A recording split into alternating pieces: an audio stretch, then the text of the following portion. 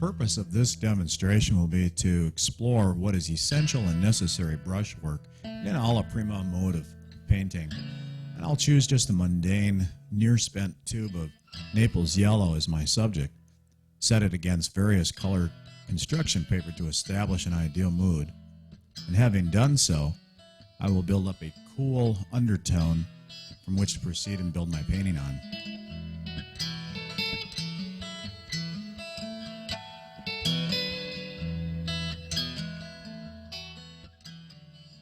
My habit of alla prima is to mix up my colors on my palette ahead of time, eliminate a lot of my decisions in advance, and having established a color harmony that works on the palette, I have confidence it's going to work in my painting. The other advantage of pre-mixing is my focus is entirely on the subject that I'm going to be painting and my strokes, how I'm laying the color on. I'm not distracted by having to go back and mix up more paint. And thus it goes without saying it's important to begin to develop a feel of just how much paint you're going to be needing to stick out on your palette. You don't want to have to stop and go back and mix up more paint.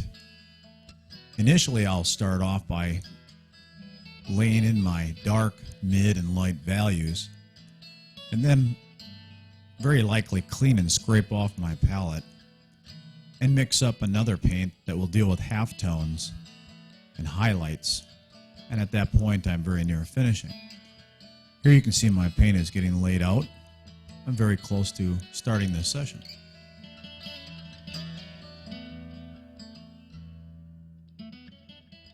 I established the form here with a charcoal vine stick, and again, this is going to help me focus on the precise laying in of my brushwork.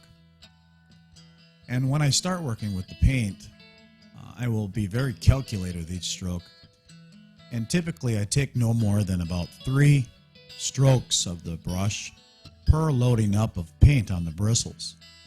It's been said that if you take any more strokes than 3, you're actually removing paint rather than putting paint on, which is fine if you're doing a scumbling or a blending, but it's quite another thing to just develop this habit of taking your very decisive strokes, going back and getting more paint, and very intentionally and calculated laying each stroke down.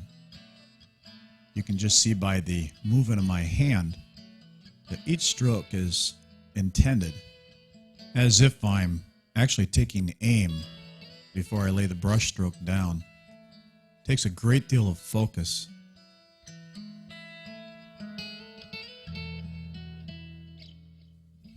I've not made mention of it yet, but I am actually counting, I'm tabulating, keeping track of each of my brush strokes. It's a little bit of a game I've assigned myself, and I know master painter and teacher Emil Gruppi did not recommend counting strokes. But I have no problem with it since I don't anticipate that such needs to define who I am as an artist.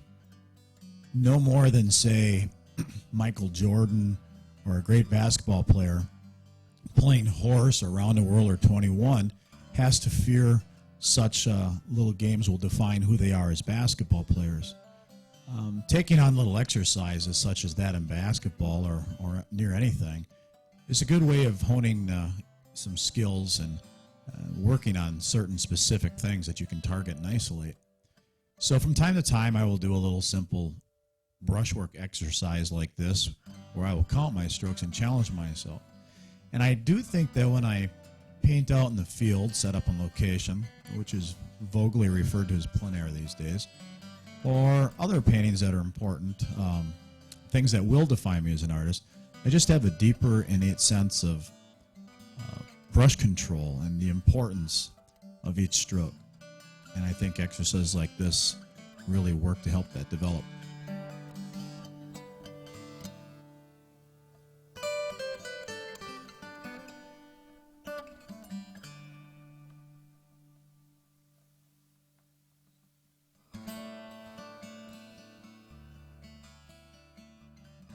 The first 17 years of my painting career was as a reputable wildlife artist, and it wasn't uncommon for me to put 200 to 300 hours into a single painting.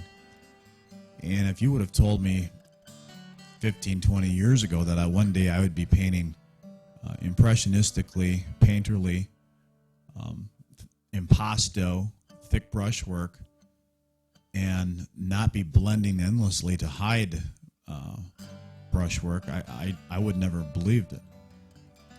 But I get asked a lot by artists how to go about developing the ability to paint painterly.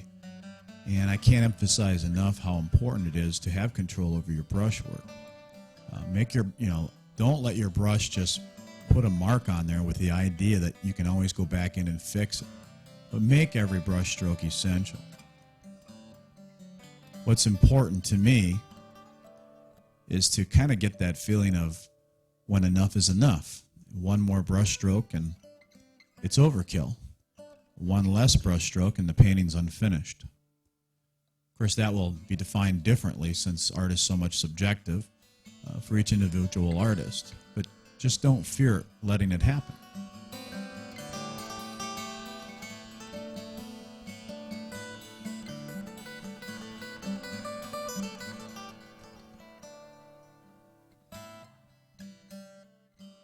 I often advise painting students to get in the habit of squinting your eyes, both when you're looking at the subject and when you're looking at your own painting.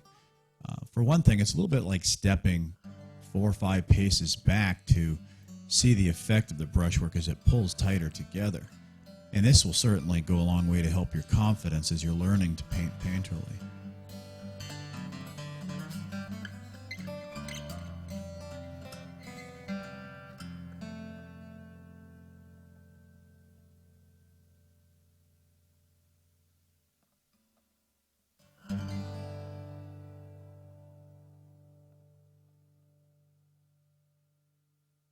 While I'm talking about essential brushwork, you've probably noticed that I will use a paint knife from time to time.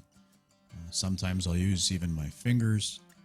Anything that will leave a mark just as I would like it to be. Right now I'm suggesting manufacturer detail on this tube of paint. And I am counting each one of those brush strokes, by the way, especially the purpose of this video. Here you can see it up close.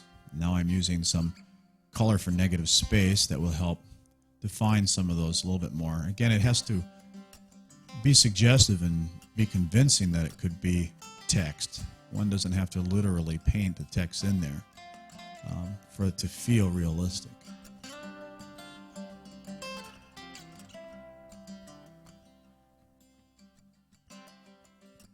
Okay, here you go. Now you can see I'm using my fingers just to do a little blending. Leave a little, personality into the work. A couple finishing strokes, some suggested dabbed highlights, and this painting is ready to sign. Scratching my name through the wet layers of paint with a rounded, sharp toothpick and a drafting pencil holder. There you go. 429 strokes. Hope you've enjoyed this demo. I encourage you to assign yourself a challenge of a brushstroke laid, brushstroke stayed painting exercise, seeing if it doesn't benefit your regular painting sessions.